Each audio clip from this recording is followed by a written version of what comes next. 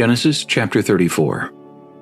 Now Dinah the daughter of Leah, whom she had borne to Jacob, went out to see the daughters of the land.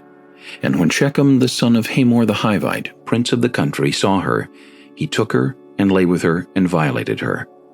His soul was strongly attracted to Dinah the daughter of Jacob, and he loved the young woman, and spoke kindly to the young woman. So Shechem spoke to his father Hamor, saying, Get me this young woman as a wife. And Jacob heard that he had defiled Dinah his daughter. Now his sons were with his livestock in the field, so Jacob held his peace until they came. Then Hamor the father of Shechem went out to Jacob to speak with him. And the sons of Jacob came in from the field when they heard it.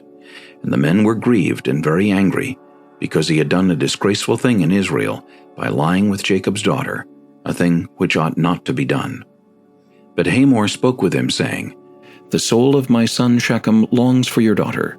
Please give her to him as a wife, and make marriages with us. Give your daughters to us, and take our daughters to yourselves. So you shall dwell with us, and the land shall be before you. Dwell and trade in it, and acquire possessions for yourselves in it. Then Shechem said to her father and her brothers, Let me find favor in your eyes, and whatever you say to me, I will give. Ask me ever so much dowry and gift, and I will give according to what you say to me. But give me the young woman as a wife. But the sons of Jacob answered Shechem and Hamor his father, and spoke deceitfully, because he had defiled Dinah their sister. And they said to them, We cannot do this thing, to give our sister to one who is uncircumcised, for that would be a reproach to us. But on this condition we will consent to you. If you will become as we are, if every male of you is circumcised, then we will give our daughters to you, and we will take your daughters to us, and we will dwell with you, and we will become one people. But if you will not heed us and be circumcised, then we will take our daughter and be gone. And their words pleased Hamor and Shechem, Hamor's son.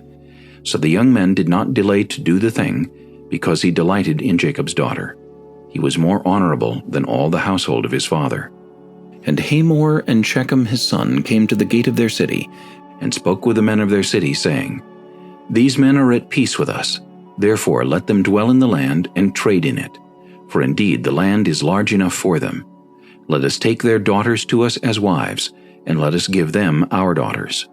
Only on this condition will the men consent to dwell with us, to be one people, if every male among us is circumcised as they are circumcised. Will not their livestock, their property, and every animal of theirs be ours? Only let us consent to them, and they will dwell with us. And all who went out of the gate of his city heeded Hamor and Shechem his son. Every male was circumcised, all who went out of the gate of his city.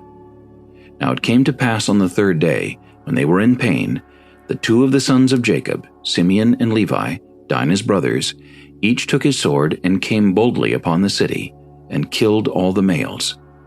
And they killed Hamor and Shechem his son with the edge of the sword, and took Dinah from Shechem's house, and went out. The sons of Jacob came upon the slain, and plundered the city, because their sister had been defiled.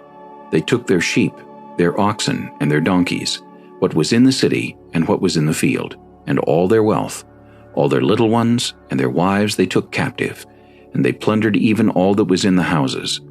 Then Jacob said to Simeon and Levi, You have troubled me by making me obnoxious among the inhabitants of the land, among the Canaanites and the Perizzites. And since I am few in number, they will gather themselves together against me, and kill me. I shall be destroyed, my household and I. But they said, Should he treat our sister like a harlot?